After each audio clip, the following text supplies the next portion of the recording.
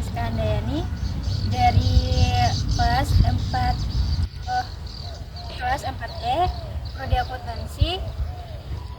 Di sini saya bertujuan membuat video untuk melengkapi mata kuliah metode penelitian dengan judul analisis metode netnografi dalam data konsumen. Jadi dalam dunia semakin terdigitalisasi, perilaku konsumen mengalami transformasi besar.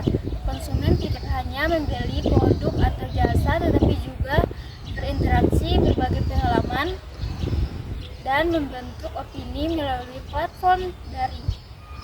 Forum diskusi, grup Facebook, komentar di marketplace, hingga thread di Twitter kini menjadi tempat berkembangnya opini publik yang dapat mempengaruhi persepsi terhadap merek atau produk.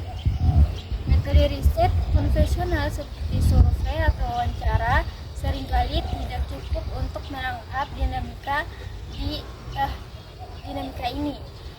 Disinilah netnografi hadir sebagai solusi, sebagai metode penelitian kualitatif yang dirancang untuk meneliti perilaku konsumen melalui observasi terhadap interaksi mereka di dunia nyata. Netnografi berasal dari kata internet dan etnografi. Konsep ini diperkenalkan dengan Robert C. Conginets pada akhir 1900-an.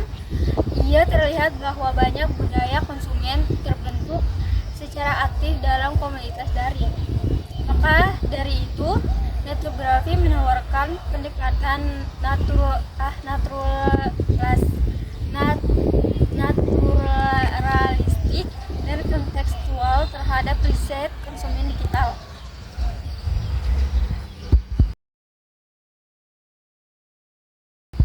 Teori dasar dan latar belakang netnografi. Di sini netnografi berakar dari etnografi, metode penelitian kualitatif yang digunakan dalam antropologi untuk memahami budaya suatu kelompok melalui observasi dan partisipasi langsung. Perbedaannya, netnografi memindahkan aktivitas tersebut ke ruang digital, di mana interaksi berlangsung secara daring dan terarsipkan. Secara teoritis, netnografi selaras dengan pendekatan konstruktivisme sosial. Ini berarti bahwa makna tidak bersifat objektif dan universal, melainkan dibentuk secara sosial melalui interaksi. Dalam komunitas online, konsumen saling berbagi pengalaman, mendefinisikan nilai, membentuk norma, dan membangun identitas secara kolektif. Conginets menyatakan bahwa netnografi dapat digunakan untuk meneliti ada 4 bahan di sini, yaitu budaya konsumen online, yang kedua persepsi terhadap merek, yang ketiga komunitas niche berbasis minat, yang keempat yaitu tren konsumen di media sosial. Netnografi juga memanfaatkan data digital alaminya, artinya data yang tercipta tanpa memahami interferensi peneliti. Ini menjadikannya alat yang sangat kuat untuk memahami pandangan konsumen secara jujur dan akademik dan autentik. Langkah-langkah peneliti netnografi di sini yaitu peneliti netnografi yang sistematik umumnya mengikuti 6 tahap utama. Yang pertama yaitu menentukan tujuan dan pertanyaan penelitian. Peneliti menerapkan fokus penelitian, misalnya bagaimana konsumen memahami keterlanjutan dalam industri makanan, atau bagaimana reaksi terhadap produk baru di komunitas pecinta teknologi. Yang kedua yaitu pemilihan komunitas daring. Peneliti memilih profil yang relevan seperti forum diskusi, grup Facebook, Reddit, kolom komentar, atau review marketplace. Kriteria yang perlu dipertimbangkan yaitu keaktifan komunitas, ketersediaan data publik atau tertutup, relevan topik dengan tujuan riset, etika, dan privasi. Yang ketiga ada pengumpulan data. Pengumpulan dilakukan melalui observasi pasif, mengalami mengamati tanpa terlibat, atau partisipasi berinteraksi dalam komunitas. Data yang dikumpulkan meliputi yang pertama teks, di dalamnya yaitu komentar, ulasan, dan caption. Yang kedua ada visual, di dalamnya situ ada meme, foto atau video. Yang ketiga ada reaksi sosial, di dalamnya meliputi like, retweet, atau emoji. Yang keempat yaitu analisis data. Data dianalisis secara kualitatif menggunakan teknik seperti open coding, mengidentifikasi kategori awal. Yang kedua, thematic analysis, mencari tema berulang. Yang ketiga ada discourse analysis, memeriksa cara konsumen berbicara. Yang keempat ada visual semiotik, yaitu menganalisis simbol dalam konteks visual.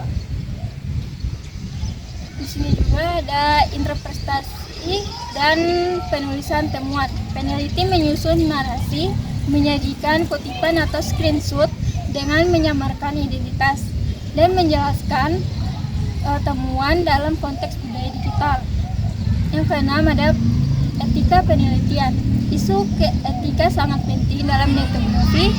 Peneliti harus menyamarkan identitas pengguna, menghindari pelanggaran privasi, mencantumkan apakah data diambil dari ruang publik atau privat, meminta izin bila perlu, terutama untuk platform yang tertutup.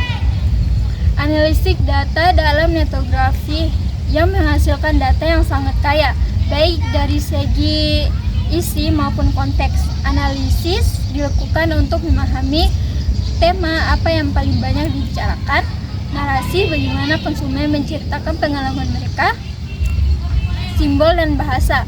Kata kunci ini jagoan komunitas dan gaya bahasa. Terus emosi, apakah terdapat kemarahan, kepuasan, atau kekhawatiran dalam observasi. Contohnya dalam komunitas penggemar kopi, istilah seperti third wave coffee atau origin beans atau manual brew bisa memiliki makna budaya yang hanya dipahami oleh anggota komunitas tersebut.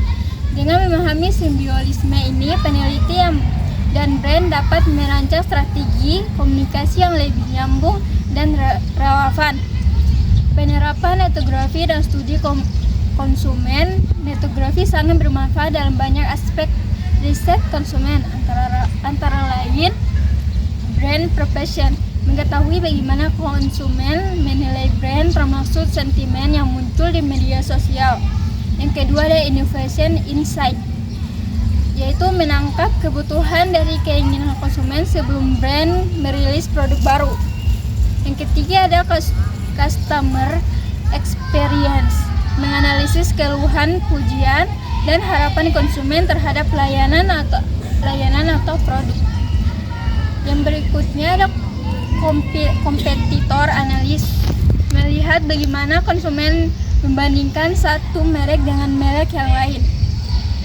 Selanjutnya juga ada komunitas konsumen, mengidentifikasi siapa saja influencer informal di komunitas dan bagaimana mereka membentuk opini publik. Di sini juga ada dua studi kasus. Yang pertama ada tentang industri kecantikan. Sebuah brand skincare melakukan etnografi terhadap ulasan di forum Female Daily dan thread Twitter. Mereka menemukan bahwa istilah glowing dan hydrating memiliki resonansi emosional yang tinggi. Konsumen juga sering menyebut efek cerah dalam seminggu sebagai indikator kepuasan. Hasilnya, brand tersebut menyesuaikan pesan iklan dan desain kemasan agar lebih sesuai dengan aspirasi konsumen. Studi kasus yang kedua yaitu ada produk makanan kekinian. Perusahaan F&B menganalisis tren makanan viral di TikTok. Teruan menunjukkan bahwa elemen visual unik, cerita lucu, dan challenge lebih efektif menaikkan awareness dibandingkan iklan konvensional. Studi kasus yang ketiga di sini ada e-commerce dan marketplace. Platform belanja dan online menggunakan etnografi untuk menganalisis keluhan terhadap layanan pengiriman. Di kolom review, mereka menemukan bahwa keterlambatan pengiriman lebih ditoleransi jika layanan customer service dianggap responsif. sini juga ada tantangan dan etika netografi. Meski kuat, metode ini juga memiliki tantangan yang serius, meliputi volume dan kompleksitas data. Peneliti bisa kewalahan oleh jumlah data yang besar dan tidak terstruktur. Yang kedua, kebenaran identitas. Banyak pengguna menggunakan akun anonim atau palsu.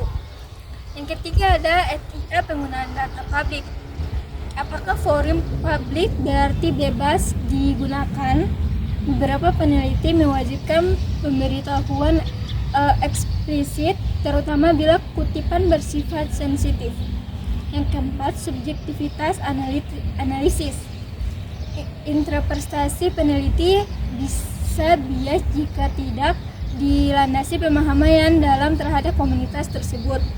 Solusinya adalah dengan membangun keterampilan relaktif, menggunakan triangulasi data, dan bersikap terbuka terhadap dinamika budaya digital. Kombinasi netografi dengan teknologi digital. Netografi semakin berkembang berkat integrasi teknologi antara lain text mining, yaitu untuk mengidentifikasi kata kunci yang sering muncul, analisis sentimen otomatis, yaitu untuk mengkategorikan komentar berdasarkan emosi, di antaranya yaitu positif, negatif, dan netral. Yang ketiga di sini ada machine learning yaitu untuk klasifikasi otomatis tema diskusi. Yang kelima yaitu social network analysis atau SNA, untuk memahami struktur hubungan antar anggota komunitas dan pengaruh sosial. Contohnya dengan software seperti NVivo, Atlas TI, atau bahkan Python plus NLP Toolkit, seperti bisa mempercepat proses coding dan identifikasi pola. Kelebihan dan kelemahan netografi di sini yaitu kelebihannya. Yang pertama, ada akses ke data alami dan jujur. Yang kedua, biaya rendah dan efisien waktu. Yang ketiga, cocok untuk eksplorasi budaya konsumen. Yang keempat, bisa menjangkau komunitas niche. Di sini juga ada kekurangannya, yaitu yang pertama, tidak bisa digeneralisasi seperti survei. Yang kedua, bergantung pada kualitas dan konteks manapun atau konteks platform. Yang ketiga, ada rentan bisa interpretasi. Yang keempat, tantangan vertifikasi data.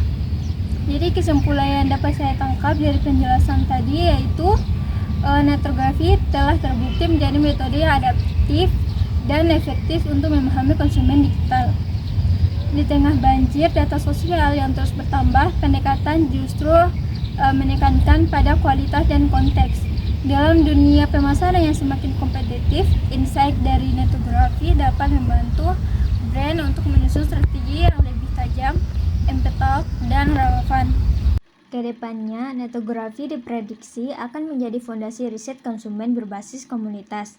Integrasinya dengan AI, data analisis, dan dashboard visual akan memperluas kemampuannya. Namun, esensi netografi tetap sama, yaitu memahami manusia di balik data.